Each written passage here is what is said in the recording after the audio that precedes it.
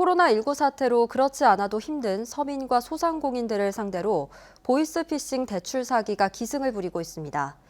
낮은 금리로 대출을 해주는 조건으로 기존의 대출금을 갚아야 한다며 돈을 빼앗는 수법인데 조심하셔야겠습니다. 박성아 기자입니다. 포항에 사는 A씨는 최근 보이스피싱 피해를 당했습니다. 이미 은행 대출금이 있었던 A씨는 며칠 전 낮은 금리로 대출을 받을 수 있다는 문자를 받았습니다. 애들 키우고 또 내가 생활도 해야 되고 뭐 집도 뭐 마련해야 되고 그래서 이제 부처에 지금까지 왔는 건데 그래 저금리로 갈아타려고 이제 뭐 고민 중에 이제 이게 맞겠다 싶어서. 그런데 기존의 대출금을 먼저 갚아야만 저금리 대출을 받을 수 있다는 말에 A씨는 찾아온 은행 직원에게 현금 1억 1천만 원을 건넸습니다. 하지만 A씨의 돈을 가져간 사람은 은행 직원이 아닌 보이스피싱 현금 수거책이었습니다.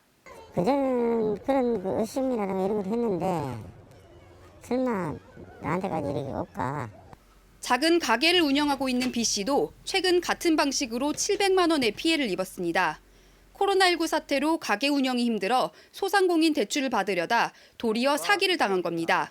피해자 중에는 최근 코로나19로 소상공인 대출을 받으려다 악성 앱을 이용한 신종수법에 이렇게 보이스피싱을 당하는 사례가 있었습니다. 최근 코로나19 정부 지원 대출을 빙자한 보이스피싱 사례는 모두 10건. 이 가운데 7건이 B씨의 경우처럼 정부 지원 대출을 받으려면 먼저 기존의 대출을 상환해야 한다고 속인 뒤 돈을 챙긴 사례입니다. 금감원도 소비자 경보 주의 등급을 발령했습니다. 최근 저금리 정부 지원 대출이 가능하다고 이제 피해자에게 전화나 문자로 접근해서 이제 금전 요구를 하는 보이스피싱 사례가 발생해서 저희가 여기에 대한 이제 경보를 발령을 했고요. 코로나19 사태로 서민 경제가 심각한 위기에 내몰린 상황. 마지막 희망인 정부 지원 대출마저 보이스피싱 범죄에 악용되면서 서민들의 시름은 깊어지고 있습니다. MBC 뉴스 박성아입니다.